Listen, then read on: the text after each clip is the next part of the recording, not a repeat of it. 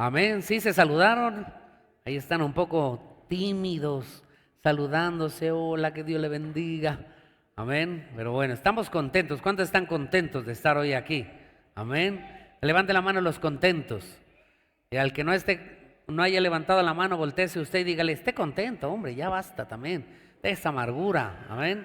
¿Sabe lo que dice la palabra? La palabra dice que Dios vino a darnos vida y vida en abundancia. O sea que nosotros necesitamos estar felices, contentos, alegres, sonrientes, que siempre nuestro rostro refleje esa luz de Cristo en nuestras vidas. Amén. Que siempre nuestra cara esté sonriente, que siempre tú estés así con esa sonrisa de oreja a oreja, y cuando veas a la gente diga, qué chévere esa persona, qué chévere fulanito de tal, qué bien ese hermano, porque siempre está contento, siempre está alegre, siempre está feliz, porque ese es el reflejo que debemos tener, ¿sí?, de Cristo en nuestras vidas. Si nosotros decimos ser hijos de Dios, debemos aprender a ser el referente de Dios. La palabra habla claramente de que los niños se le acercaban a Jesús.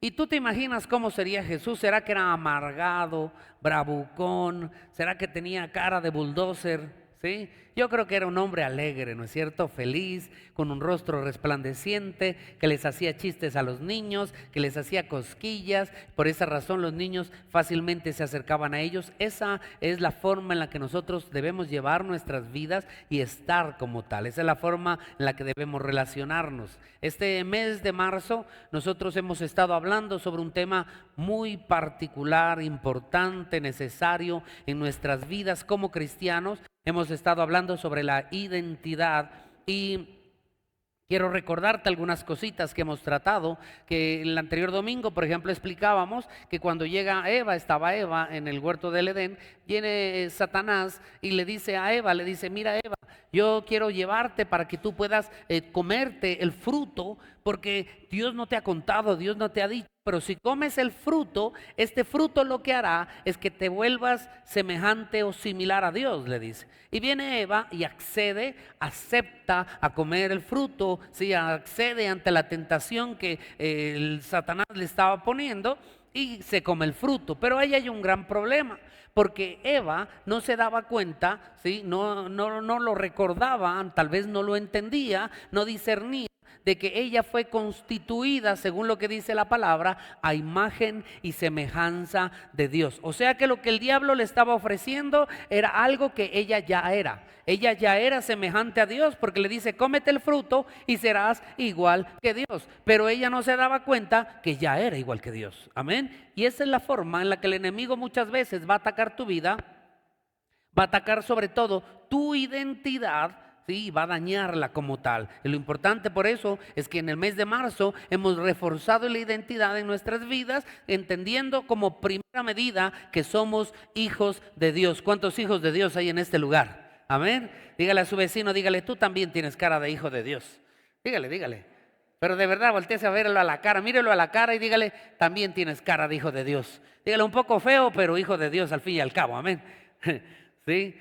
Somos hijos de Dios, es inevitable, necesitamos entenderlo, necesitamos aprenderlo. El enemigo te va a decir que tú no eres un hijo de Dios cuando tú falles, cuando te equivoques, cuando peques, cuando hagas algo indebido. Recuerda siempre algo. Eso no te quita el privilegio de ser un hijo de Dios, amén, porque nosotros debemos comprenderlo de una vez por todas. Cuando hablamos de gracia, diga con fuerza, diga gracia. La gracia representa un regalo que Dios, que es un regalo inmerecido que Él te entregó a ti, de la salvación. Cuando tú crees como primera medida en lo que Jesús hizo en la cruz del Calvario, eso se llama gracia, porque eso es lo que te da acceso a la salvación, acceso a la vida eterna. Pero si tú fallas, no quiere decir que inmediatamente tú pierdes tu salvación, no se trata de eso. Por eso cuando finalizamos los servicios usualmente siempre hacemos lo mismo y decimos, vamos a hacer una oración, y al finalizar la oración lo que hacemos es decirle, Señor, escribe mi nombre en el libro de la vida, ¿sí? Y no es que cuando pecamos el libro de la vida está escrito Juanito Pérez. Juanito Pérez, me lo pecó, el borrador. Se arrepintió, Juanito Pérez, pecó, de nuevo el borrador. Juanito, no, ¿usted se imagina cómo estaría ese libro de la vida con nuestra vida? tachoneada, remarcada, ningún corrector hubiera servido, ningún borrador hubiera servido de tanta falla, de tanta falla, de tanto error que nosotros hemos tenido. Amén. Diga conmigo, diga yo soy un pecador. Levante la mano derecha, diga con fuerza, diga yo soy un pecador. Y al de al lado dígale, y vos no te hagas, vos también. Porque el gran problema es que juzgamos la vida de otros y el pecado de otros, pero nunca vemos el nuestro. No podemos juzgar al otro porque está pecando diferente a nosotros, porque uno puede tener un pecado de sexualidad, otro puede tener un pecado tal vez con el licor, otro puede tener, no sé, un pecado con la pornografía, pero a la final todo es pecado. Otro puede tener envidia y sigue siendo el mismo pecado. Amén. Si ve, hasta el niño dice amén. Entonces, debemos entender de una vez por todas que sin importar muchas de las veces, y ojo, que yo no te estoy enseñando a que peques en ningún momento, pero lo que yo te estoy enseñando es que reafirmes de una vez por todas tu identidad, que sin importar si muchas veces fallas, te equivocas, tú nunca vas a dejar de ser un hijo de Dios. Amén. Y eso es lo importante, deja de sentirte mal. Muchas veces vemos a la gente viniendo a la iglesia así. Hermano, ¿qué le pasa? Pequé esta semana. No importa, amado.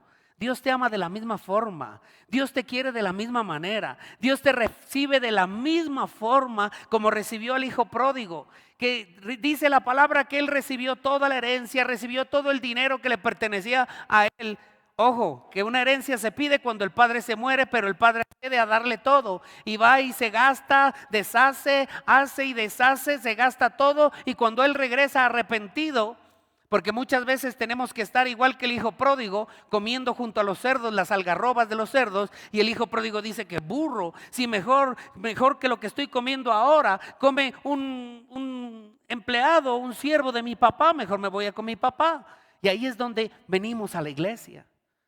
Y él, me imagino que venía caminando a lo lejos y dice la palabra que el padre estaba esperándolo. No sé cuánto tiempo, no sé cuántos días llevaba esperándolo, y lo mismo hizo Dios con cada uno de nosotros. Y él, en el instante que nos ve llegar o tal vez nos ve cruzar por esas puertas, lo que hace Dios es: venga, mijito, venga, papacho, venga, papito. Es que me equivoqué, venga, mijito, igual te amo.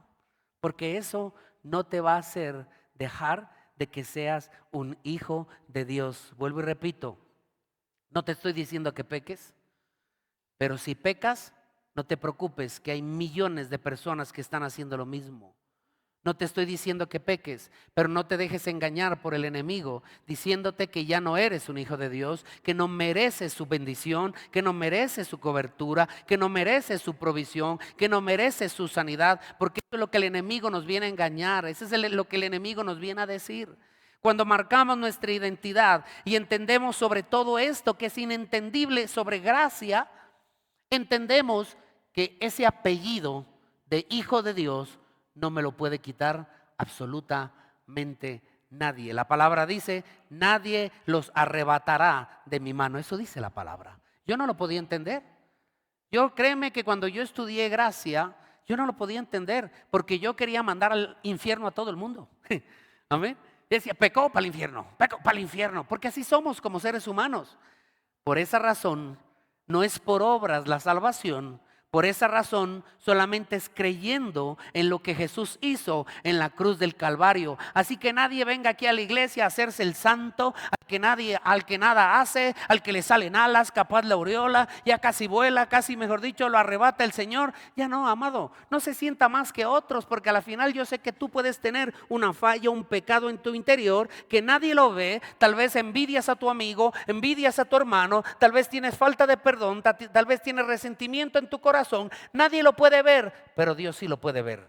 Amén. Tal vez tu hermano, el que está a tu lado o el que convive contigo, tiene un pecado visible. Pues ámalo. Ámalo de la misma forma como Dios te ama. Perdónalo de la misma forma como Dios nos perdona. Ora por él, anímalo, levántalo, porque lo peor que podemos hacer como cristianos es levantar nuestro dedo, este dedo acusador, señalador, y decir: véalo. Y no es que va a la iglesia, vienen matrimonios, comienzan a caminar en Cristo, y siempre en los matrimonios se dice lo mismo. ¿Y para qué va a la iglesia? Para eso, para ser transformados, para aprender la palabra, para ser mejor cada día. No quiere decir que voy a venir un domingo, 2 domingos, 1 año, 2 años a la iglesia y voy a ser perfecto. Yo llevo 20 años en el Señor y necesito día tras día presentarme delante de Dios y decirle: Señor, me equivoqué, Señor, fallé. Pero usted es el pastor. Sí, pero también soy humano y también me equivoco y también fallo y también hago muchas de las cosas que tú también haces. Y necesitamos entender que la identidad, cuando está bien marcada en nosotros, en nuestras vidas, esa identidad bien clara en ti, no te va a dejar hacer perder el propósito que Dios tiene para tu vida. Amén. ¿Cuántos tienen un propósito de Dios para su vida? Hay muchos que de pronto dirán esta mañana: no tengo un propósito claro en el Señor.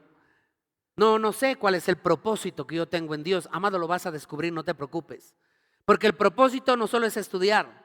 El propósito no es solo trabajar. El propósito no es solo montar negocio, tener empresas. Llegó un momento donde yo había estudiado, era profesional, tenía empresa, tenía negocio. Y le dije: no, algo más me falta, ¿no? Ya le servía al Señor, algo más me falta. Yo tenía un llamado pastoral y cuando comencé a ejercer el llamado pastoral, comencé a sentir en mi vida placer. Estoy haciendo lo correcto delante de Dios. Eso es propósito. Amén. Diga conmigo, diga propósito. Cuando tienes una identidad marcada en Cristo, el propósito se irá clarificando en el Señor. Llegará un día donde tú entiendas para qué viniste a esta tierra. Amén. Y es mucho más que hacer dinero, es mucho más que tener hijos, es mucho más que comprar casas, es mucho más que tener carros, es mucho más. Posiblemente tu propósito, ¿sí?, como tal vez un esposo o una esposa, sea edificar diferentes tipos de matrimonio según lo que pasaste en tu vida. Posiblemente tu propósito como tal es que Dios te está instruyendo en una área donde vas a coger a muchos jóvenes y los vas a capacitar, los vas a instruir, los vas a sacar de las drogas. Y de pronto ese es tu propósito. Hay diferentes tipos de propósitos y hay muchas cosas que no solamente se hacen dentro de la iglesia, también se hacen fuera de la iglesia. Amén. Pero hay que cumplir un propósito. Tenemos todos un propósito. Hay una historia de un joven, un niño, nace realmente, nace en un lugar sin expectativas, no tenía sueños, esperanzas, la familia ni siquiera lo esperaba. Su madre apenas estaba en la universidad. Este niño nace sin un plan, sin planificación. Este niño nace sin algo extraordinario que lo esté esperando. Y tal vez podría pensar cualquier persona que si este niño nace de esa forma, como con ese inicio medio torcido, medio turbulento, pues tal vez el final será un poco extraño, un poco difícil, un poco tortuoso también.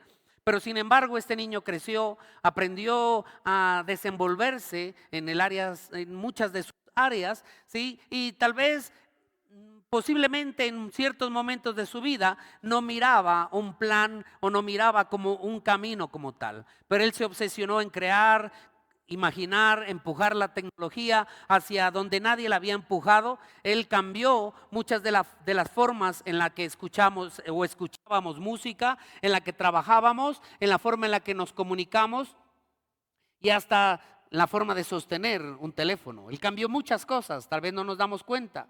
Y muchos conocen el resultado de su vida, pero muchos no conocen el inicio de esa vida. Un niño abandonado, un niño que fue entregado en adopción, criado por desconocidos. Su madre, estando en la universidad, al darse cuenta que estaba embarazada, pues simplemente ella lo entregó.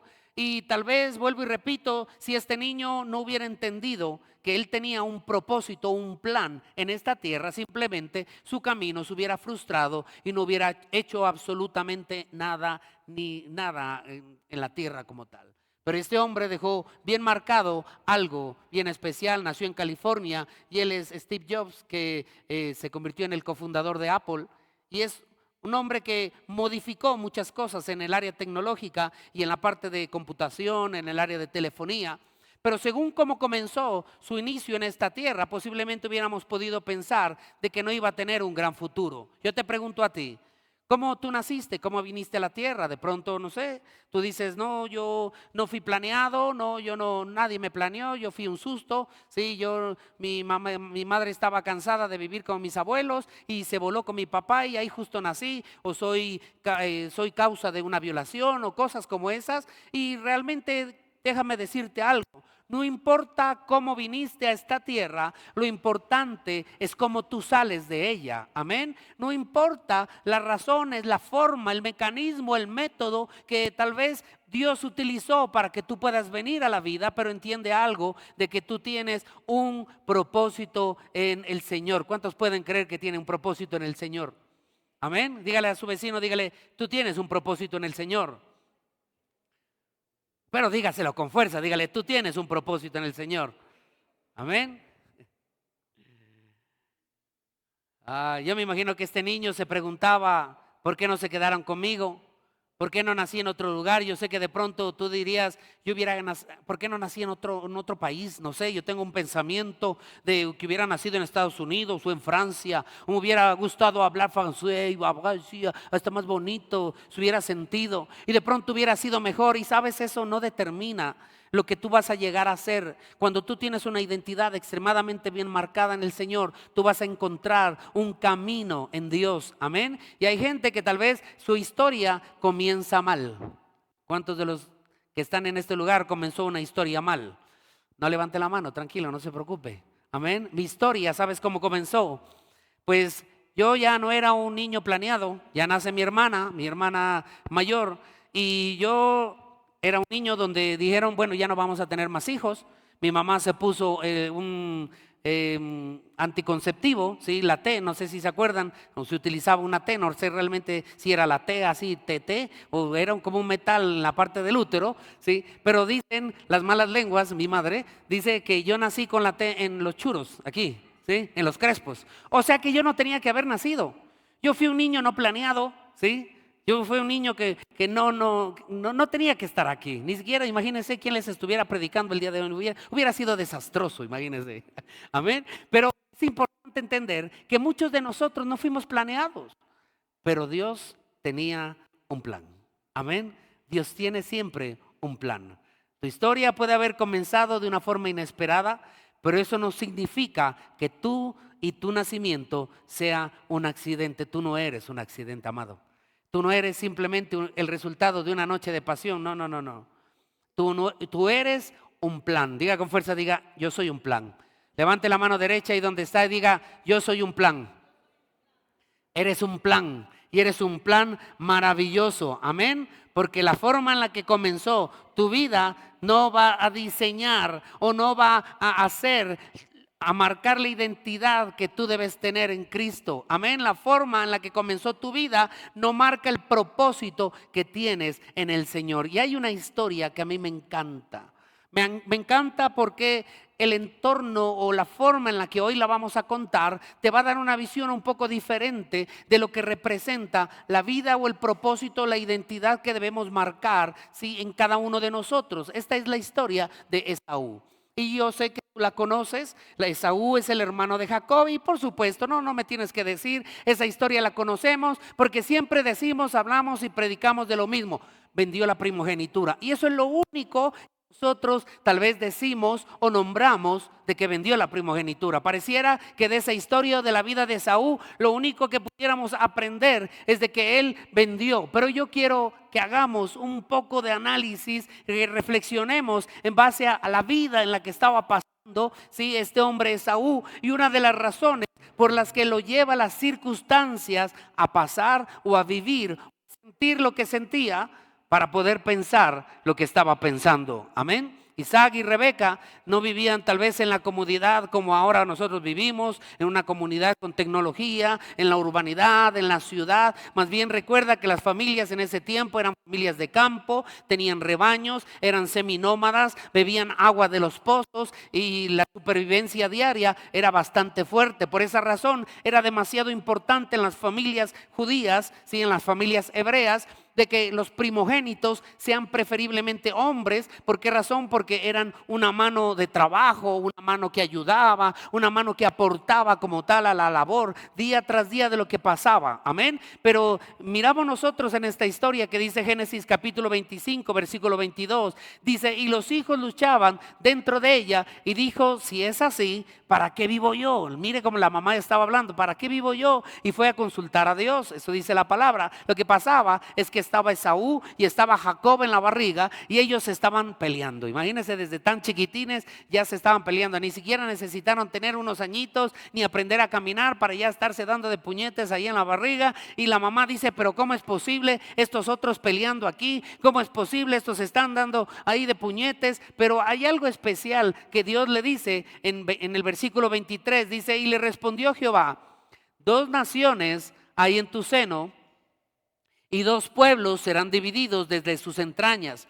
Y un pueblo será más fuerte que el otro pueblo y el mayor servirá al menor. Eso significa que desde el vientre estaba tal vez ella pensando que cargaba un accidente. Pero recuerda nuevamente que nosotros no somos un accidente. Nosotros somos un destino marcado en el cielo. Amén. ¿Cuántos son un destino marcado en Dios?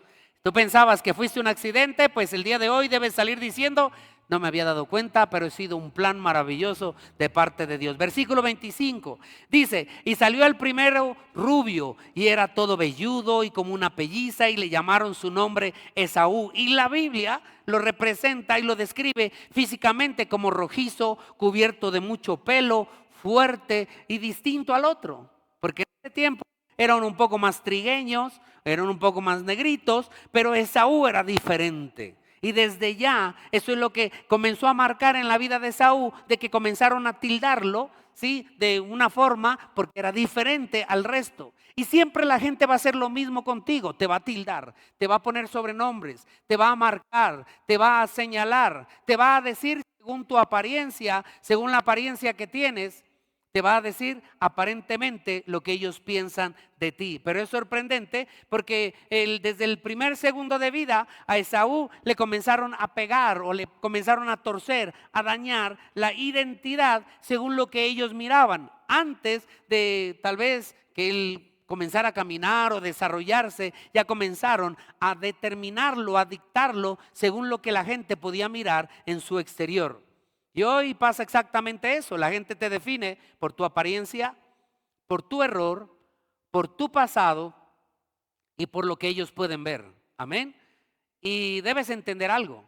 La gente puede decir lo que sea y lo que importa no es lo que diga la gente, lo que importa es lo que diga Dios. Amén. No importa cómo empezó tu historia, lo que importa es quién la está escribiendo el día de hoy para ti. Amén. Eso es lo que importa en tu vida. Y nosotros vemos en Génesis capítulo 25, versículo 27, dice, y crecieron los niños y Esaú fue diestro en la casa, hombre de campo, pero Jacob era varón quieto que habitaba en las tiendas. O sea, Esaú era un hombre que, como recuerda, los primogénitos en ese tiempo tenían una gran responsabilidad, porque sabían ellos que después del padre seguían ellos y ellos asumían toda la responsabilidad de la casa, del hogar, de la familia. Ellos tenían que estar pendientes de su madre, del entorno, de los hermanos menores. Entonces ellos adquirían desde muy jóvenes una responsabilidad bastante fuerte, ¿sí? Esaú necesitaba digamos, desarrollar muchas habilidades de la casa, en el campo, cómo hacer las cosas, cómo trabajar,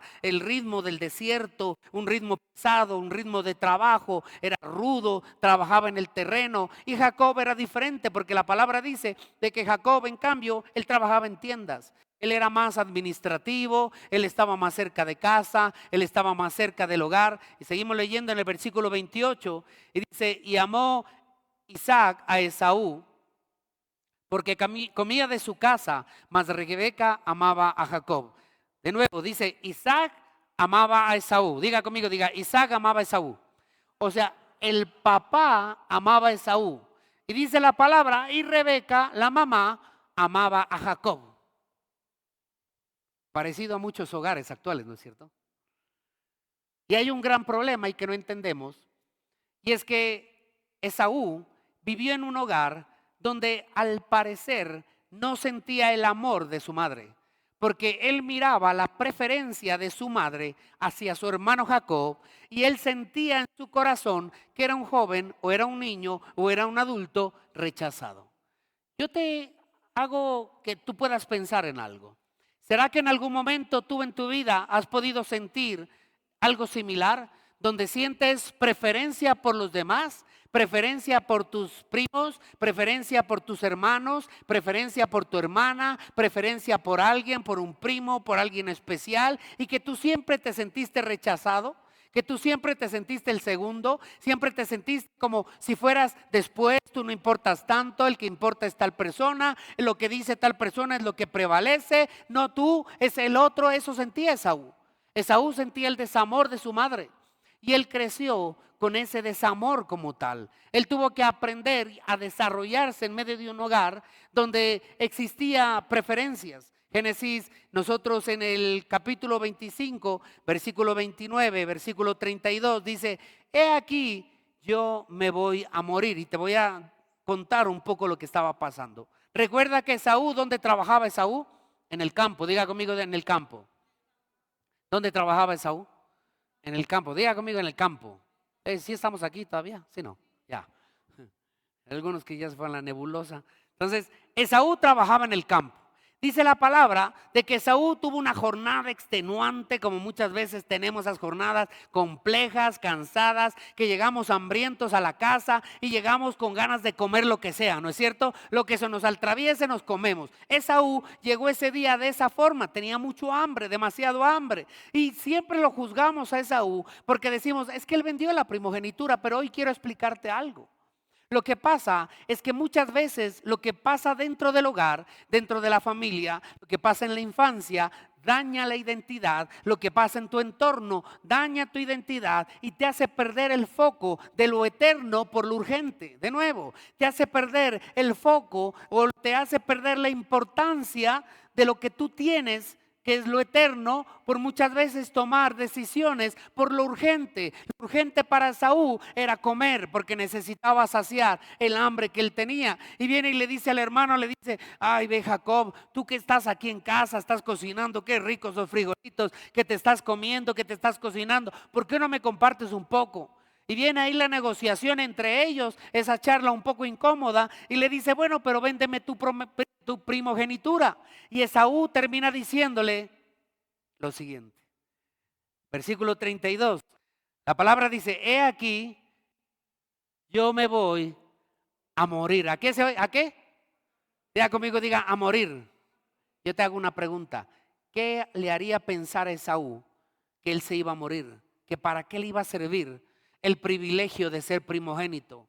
Muchas veces lo que pasa en tu entorno te hace perder la identidad, que muchas veces hace tener el deseo o el pensamiento de que tu vida no sirve, que no tienes un plan, que no tienes un futuro, que no tienes un propósito. Por esa razón, mira, la razón real por la que Esaú vende la primogenitura no es porque no tenía valor en la primogenitura, no era porque no entendía la primogenitura, era porque él pensaba que su vida no servía para nada. Y dice la palabra, dice: he aquí, yo me voy a morir. ¿Para qué pues me servirá la primogenitura? Mejor ahorita me como los frijolitos, dejo la panza llena y quedo tranquilo. Identidad, diga conmigo, diga identidad. Cuando tú no tienes la identidad bien marcada en Cristo Jesús, muchas veces tomarás decisiones inadecuadas por algo momentáneo, por algo urgente, por algo de hoy. Muchas veces, ojo con lo que te voy a decir, muchas veces te invitarán a robar. Y si tú no tienes una identidad bien marcada, tú vas a decidir hacer lo malo sin entender que eres un hijo de Dios. Y tarde que temprano Dios te va a bendecir. ¿Cuántos pueden decir amén? Muchas veces te van a invitar a hacer negocios ilícitos y si no tienes una identidad bien marcada, lo que va a hacer es que te va a llevar a poder tomar decisiones erróneas porque no entiendes que eres un hijo de Dios y que el plan de Dios en tu vida se va a cumplir y quieres tal vez adelantar el proceso, anticiparse a lo que tal vez Dios tiene planificado para ti, quieres tomar atajos inadecuados y eso es lo que pasó con la vida de Saúl. Él tenía una identidad no marcada porque pensaba que su vida no tenía propósito, no tenía destino, no tenía un futuro, no tenía nada marcado pero él tenía algo marcado. Simplemente que él no lo entendió. Amén. La idea es que tú hoy puedas entender que si tú no marcas de una vez por todas tu identidad en Cristo Jesús, pues va a haber un problema, porque un día tomarás una decisión inadecuada para solucionar algo urgente, pero perderás algo eterno. Amén. Algo urgente por algo eterno. Muchas veces el enemigo te tentará a tomar decisiones inadecuadas, pero al no tener tu identidad bien desarrollada, bien marcada, sabiendo y entendiendo que eres un hijo de Dios, eso te llevará a tomar decisiones inadecuadas. Porque cuando no sabes quién eres, terminas cambiando lo eterno por lo urgente. De nuevo, cuando no sabes quién eres, terminas cambiando lo eterno por lo urgente. Recuerda, Dios te ha dado algo eterno que no deberías cambiarlo por absolutamente nada. Establece ese pensamiento en tu vida y comienza a entender lo que Dios tiene para ti. Si vemos nosotros más adelante, en el capítulo 33, versículo 4, dice: pero Esaú corrió al encuentro y le abrazó y se echó sobre su cuello y le besó y lloraron. Después de toda esa escena de la primogenitura, hubo peleas en familia, hubieron contiendas, hubieron ciertos problemas, envidia, rencores, faltas de perdón, hubieron un montón de cosas. Esaú quería matar a su hermano Jacob, porque como recuerda, la madre amaba a Jacob. Viene la madre y le dice: ¿por qué no te haces pasar por tu hermano? Pero si mi hermano es velludo, yo soy lampiño. No tengo vellos ni en el bigote. Imagínate, mamá, si mi papá me toca, él se va a dar cuenta fácilmente, porque el padre estaba ciego, ya no miraba. Entonces dice la palabra que la madre le pone como un pelaje, como un saco, ¿sí? Y le pone encima como una chompa velluda y le dice: hola, padre, la bendición, papito. ¿Quién eres? ¿Quién eres? Soy Esaú. Vengo a que me bendigas, le dice. Viene su padre y lo bendice a Jacob, creyendo que era Esaú. Lo bendice, después viene Esaú, se da cuenta, quiere matar a su hermano, y ya te imaginarás todo el problema familiar que ocurrió. Después de muchos años, donde Jacob fue lejos, a vivir lejos, Dios le pone en su corazón que regrese nuevamente a su tierra, y en este versículo encontramos que Esaú se encuentra nuevamente con su hermano. ¿Y sabe lo que pasó? Que lo abrazó, lo amó y literalmente se perdonaron. Vemos más adelante en el versículo 9, dice: y dijo Esaú: suficiente tengo yo, hermano mío, sea para ti lo que es tuyo. ¿Sabe lo que estaba pasando en la vida de Esaú? De que pareciera, diga conmigo, diga pareciera, que la mala decisión que Esaú tomó iba a marcar el destino de Esaú para toda su vida. Pero yo quiero demostrarte algo, que aún el error que cometió Esaú al tomar una mala decisión, al tal vez tomar un camino incorrecto, inadecuado, pero la bendición de Dios también estuvo con Esaú. Porque cuando nosotros nos equivocamos, Dios también nos ama en medio de nuestras equivocaciones. Amén. Dios también ama a cada uno de nosotros en medio de nuestros fallos, en medio de nuestros errores. Y vemos que Dios bendijo mucho a Jacob, porque donde estaba y en el lugar donde estaba, Dios lo bendijo demasiado. En todo lo que hacía Jacob, todo era bendecido. Pero no nos damos cuenta que la palabra también nombra y dice que Esaú también había sido bendecido por Dios. Es más, formó una tierra que era de los edomitas, que era una tierra poderosa, una tierra muy fuerte, ¿sí? Una genealogía bastante poderosa en el pueblo como tal. Y eso es importante entenderlo, porque muchas veces el enemigo va a querer dañarnos nuestra identidad, pero los errores que nosotros cometemos en nuestras vidas no van a marcar el propósito que nosotros tenemos en Dios. Amén. De nuevo, si tú cometes errores en tu vida, pues eso no será el fin de tu propósito. No te preocupes, simplemente Dios tiene marcado, porque Romanos 8:28 dice así, dice: para los que aman a Dios. ¿Para los que qué? Diga con fuerza, diga: aman a Dios. Dígale a su vecino, dígale: para los que aman a Dios. Dice: todas las cosas le ayudan para bien. ¿Cuáles? Todas. Tus errores también. Tus fallas también. Tus equivocaciones también. Tus aciertos, por supuesto que sí. Pero entiende algo, la clave es amar a Dios y tener una identidad bien marcada en Él. Pero existirán muchas oportunidades y muchas circunstancias que te harán tomar decisiones inadecuadas. Pero si tú entiendes lo que dice la palabra, aún las malas decisiones, los malos caminos, las malas elecciones que tú tengas en tu vida, eso dice la palabra que también te va a ayudar a bien. El enemigo quiere tomar tus caminos, sean buenos o sean malos, para destruirte. Pero lo que va a hacer Dios es tomar cada camino que tú tomes para construirte, para edificarte, para levantarte, para reconstruirte, para sanarte. Amén. Para levantarte, para bendecirte de alguna manera. Debemos entender que cuando nosotros somos hijos de Dios, siempre nuestro camino en el Señor será diferente que estar sin Él. Por eso es importante que de una vez por todas tú salgas de este lugar entendiendo que soy un hijo de Dios. Amén. ¿Cuántos hijos de Dios hay en este lugar? A ver, levante la mano en alto, diga: yo soy un hijo de Dios.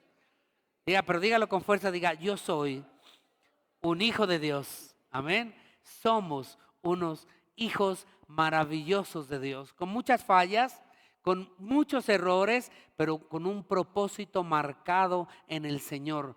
Aprende a marcar tu identidad, aprende a entender lo que dice la palabra para ti, porque recuerda que tu identidad no lo marca cuánta plata tienes. Tu identidad no marca cuántos ahorros tienes. Tu identidad no se marca según la profesión que tienes. Tu identidad no se marca según el trabajo que tienes. Tu identidad se marca entendiendo que somos hijos de Dios. Amén. Somos hijos de Dios y eso es lo único que importa. No es el cargo, no es la profesión, no es la parte económica, no es la parte material, no es nada de eso. Es simplemente que somos hijos de Dios. Esa es la identidad que debemos tener. Cuando venga el enemigo, tal vez tratar de engañarte, tal vez tratar de proponerte ciertas cosas, tú dile: yo soy un hijo de Dios. Yo soy un hijo de Dios. No me propongas eso, porque yo soy un hijo de Dios. Yo sé lo que soy, yo sé lo que merezco, yo sé quién soy en Cristo Jesús. Así que no, muchas gracias. Amén. No, muchas gracias. Cuando nosotros entendemos que la identidad de Dios en nuestras vidas debe estar bien instituida, todo se resume en poder tomar decisiones adecuadas según tu identidad. La identidad de un hijo de Dios es que debe ser piadoso, debe ser un hombre o una mujer de oración. La identidad que nosotros debemos tener y debemos marcar en nuestras vidas es que debemos ser personas que perdonen a los demás. Ya no debemos ser los mismos rencorosos, gruñones, bravucones, malgeniados, mal hablados, inseguros, temerosos, porque somos hijos de Dios. Amén. ¿Para qué voy a temer si todo me ayuda bien? ¿Qué hago, Señor? Es que no sé qué hacer. Haga lo que sea. Órele a Dios y coja el camino que mejor le parezca. Pero entienda que todo le va a ayudar a bien y el temor se le va a quitar. ¿No es cierto? Ya no voy a temer. ¿Por qué? Porque todo me ayuda bien. Pero tu identidad debe estar también marcada. Es que todo lo que está escrito en la palabra debe estar plasmado en tu corazón, en tu mente. Debes convertirte en una persona que deja de hablar mal, que ya no tiene pensamientos negativos, que tiene fe, que cree en lo que Dios puede hacer, que cuando va a comenzar algo, un proyecto, un negocio, dice: yo sé que me va a ir bien. ¿Pero por qué, hermano, le va a ir bien? No sé, pero yo sé que me va a ir bien. ¿Pero por qué, hermano? Porque Dios está conmigo. Yo te contaba que cuando un judío monta un negocio, monta una empresa, él sabe que le va a ir bien. ¿Por qué? Porque sabe que Dios está con él. Él cree que le va a ir bien. Él pone todo de sí porque él sabe que le va a ir bien. Y nosotros que somos hijos de Dios, a veces no lo creemos, a veces dudamos, a veces comenzamos algo con temor, con duda. Vamos a abrir la Lanford con vergüenza. ¿Y por qué abre con vergüenza las cosas? Cuando compras un vehículo nuevo, cuando vas a indicárselo a tus familiares, vas a indicárselos con vergüenza. Qué lindo el carro, todavía lo debo, dice. ¿Qué le importa si le debe, no lo debe? Qué lindo carro, disfrute la bendición de Dios. Tenga la identidad bien marcada de que Dios te va a bendecir. De nuevo, tenga una identidad tan bien marcada de que usted crea de que Dios te va a bendecir. Diga amén al menos. O diga ya, pero diga algo, por Dios. Tenga una identidad también marcada de que crea que Dios lo va a sanar. Tenga una identidad también marcada de que crea que de la circunstancia en la que tal vez tus propias elecciones te metieron, Dios te va a ayudar a salir. Amén. Necesitamos tener una identidad también marcada de que debes entender de que Dios está contigo, que Él anda contigo, que Él trabaja contigo, que Él habla contigo, que Él te acompaña, que Él duerme contigo. Porque muchas veces nosotros cuando invitamos a alguien a casa, barremos, trapeamos, arreglamos, todo lo decoramos, ¿no es cierto? Preparamos la mesa bien bonito, metemos los calzones debajo de la cama, las medias las tiramos por ahí en el armario, esconda eso, metemos el mugre debajo de la alfombra, ¿sí? Muchas veces hacemos eso, pero recuerda algo, Dios vive contigo. Si tú invitaras hoy en la mediodía a Jesús a tu casa, ¿cómo sería tu casa? ¿Será que seguirían siendo los mismos gritos? Ah, es que vení, es que ve, es que hijo de tal, es que no sé qué. O te le dirías a tus hijos, con calma mi amor, pasividad, tranquilo, tranquilo bebé, cosita linda, cuchi cuchi, amorcito, bebecito, nenito lindo, mi amor, sí. Sería diferente, ¿no es cierto? Recuerda que Jesús vive contigo. El Espíritu Santo, dice la palabra, que es el consolador que se quedó contigo. Él anda contigo, te acompaña. Él ve lo que tú ves en televisión. Él ve lo que tú ves en TikTok. En serio, sí, Él ve. Él sabe lo que estás viendo en Instagram. Él sabe por las páginas que tú estás siguiendo. Él lo sabe. Él mira las fotos que tú estás viendo. ¿En serio, pastor? Sí. Marca tu identidad, iglesia. Si tú eres un hombre, marca tu identidad como un hijo de Dios de una vez por todas. Es un hombre respetuoso, amoroso, es un hombre bueno, colaborador, servicial en casa. Atienda a tu esposa, ábrele la puerta, ayúdale en el hogar. Haz que responsabilidad de ella, ayúdale. Sé trabajador, sé esforzado, que la carga económica dependa de ti. Sé fuerte. Tú tienes más fuerza que tu esposa. Atiende esa fuerza en atender tu familia. Si tú eres mujer, ama a tu esposo. Quérelo, respétalo. Dile cosas bonitas. Apapáchalo, consiéntelo. Que esa sea tu identidad como una mujer de Dios. Dios ya te dice que eres una hija de Dios. Demuéstralo en tu trato, en tu forma, en tu actitud. Porque yo veo hermanas que vienen a la iglesia aquí, Dios les bendiga, amado hermano, amada hermana, qué bendiciones. Y en la casa, ¡ah, aleluya! ¡Ah! Comienza la gritería y los hijos. Esa era la misma que estaba levantando las manos en la iglesia. Es la misma que le estaba cantando aleluya al Señor ahí en la iglesia, la misma señora. Parece ¿cómo es? Esa agua amarga. Pero acá en la iglesia parecía que estaba con el palito ahí dulce, casi era dulce, aleluya, en el nombre de Jesús, aleluya, cállate infeliz, aleluya, sí, aleluya, ya vas a ver en la casa, ¿no? Pilas en la casa. Identidad.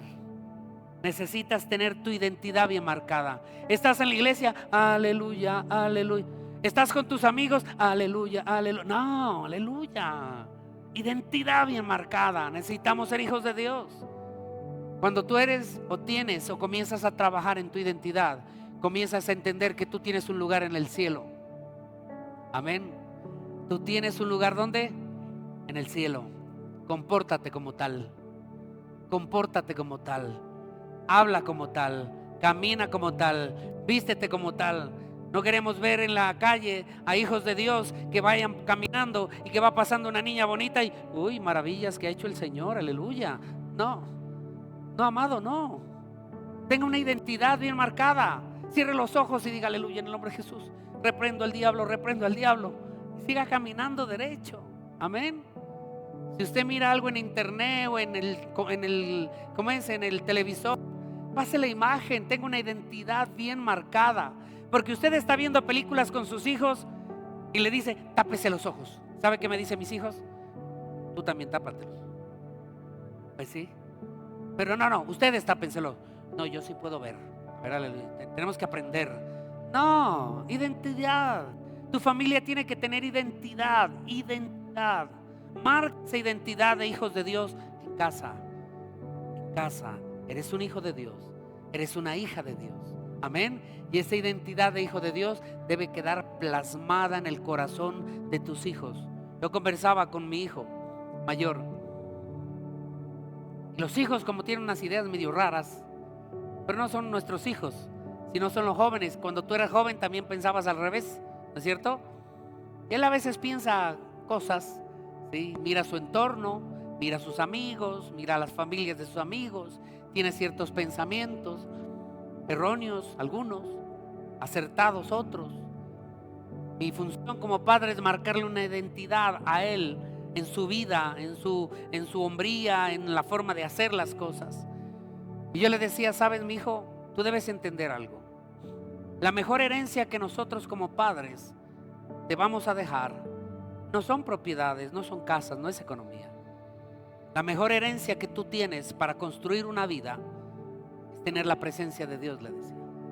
Porque si le contaba, si tú, y eso lo trabajamos unos martes anteriores, si tú revisas la vida de José, le decía, José era un gran administrador, era un hombre extraordinario en la parte administrativa, organizacional, gerencial, era un hombre que transformó la economía a nivel mundial desde ese tiempo.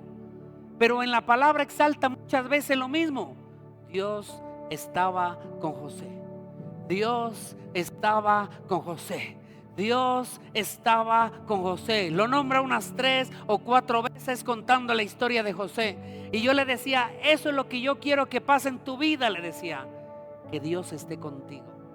Que si tienes una identidad bien marcada de un hijo de Dios, lo que tú te propongas lo vas a lograr. Iglesia, eso mismo hazlo. No envidies lo de otros. Mira lo que Dios tiene para ti. No mires la vida de otros. Mira lo que Dios va a fabricar en ti. No mires el hogar de otros. Comienza a construir el tuyo en la identidad marcada en Cristo Jesús. Amén. Esa es la idea. Que cuando hablamos de identidad es comenzar a formar nuestro carácter en una sola línea. La palabra dice de que tu pie no se aparte ni a derecha ni a la izquierda. Ande por el camino que debe ser. Inténtalo, iglesia. Y si fallas, no te preocupes.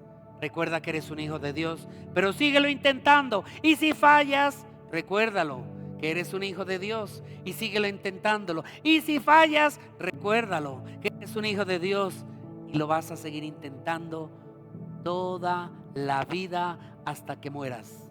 Amén. Porque hasta que muramos seremos hijos de Dios. Amén. Y después nos iremos a la eternidad con Él. Yo te voy a invitar, iglesia, que puedas ponerte sobre tus pies, por favor.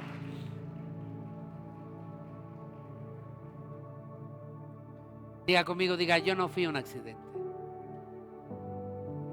Mi cara parece que fue un accidente, pero diga, yo no fui un accidente. Dígale a su vecino, dígale, tú no fuiste un accidente. Pero dígalo con amor, dígaselo con amor. Ya no en broma.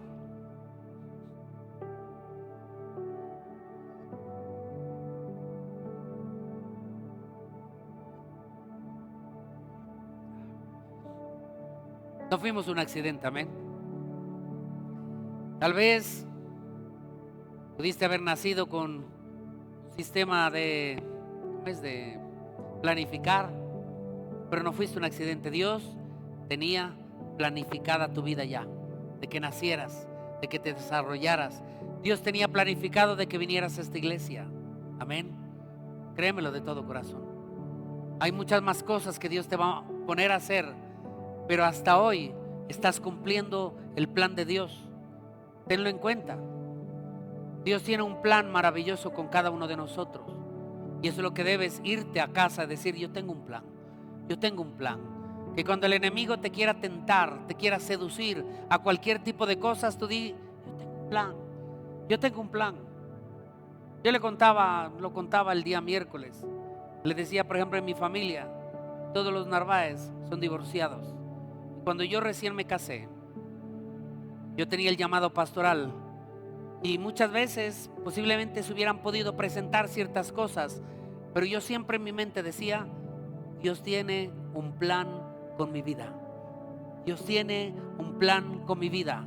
Entonces siempre tenemos que aprender a guardar el plan que Dios tiene con cada uno de nosotros. Amén. Y la forma de guardar es apartándote ante cualquier situación o circunstancia que te quiera hacer caer, fallar o que te puedas mover del plan de Dios. Amén.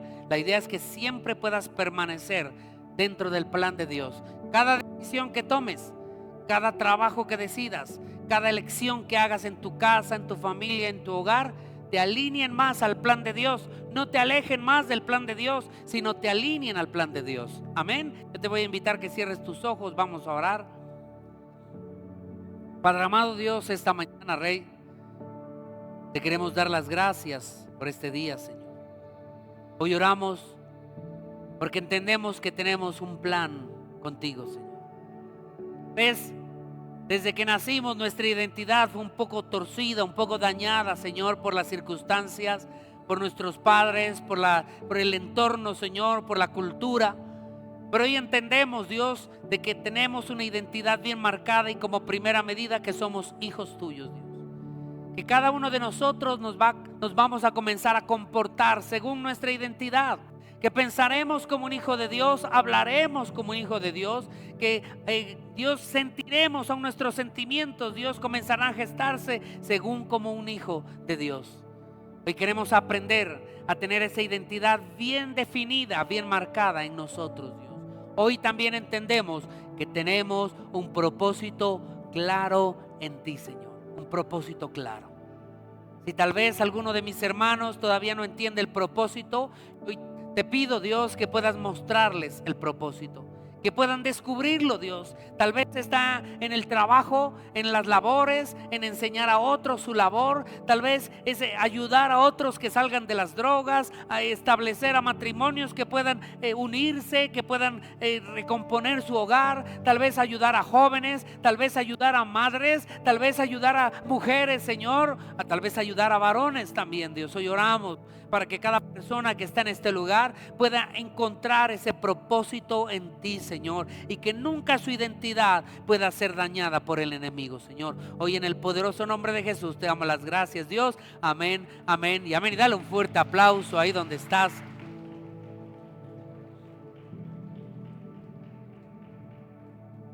Quiero terminar con algo, y es que tal vez muchas veces tú no entiendes cómo marcar tu propósito. Tal vez tú piensas y dices, bueno, pero yo no sé qué propósito tengo realmente en mi vida. Pero yo escuché la historia, no recuerdo el nombre, lo estoy buscando, pero no me acuerdo el nombre de la persona. Y este hombre dijo, yo tengo un propósito. Mi propósito es salvar tortugas. Y él comenzó a salvar tortugas. Y donde iba, él rescataba tortugas y salvaba tortugas y salvaba tortugas. Pues realmente este hombre es uno de los más fuertes en este movimiento de, ¿cómo se llama? Es un activista, pero de Greenpeace es ese movimiento que anda rescatando en la parte de los océanos, sí, tiburones, a ballenas y todo esto. Y ¿por qué te cuento esta pequeña historia? Porque a veces pensamos que los propósitos pueden comenzar con algo maravillosamente grande y no es así.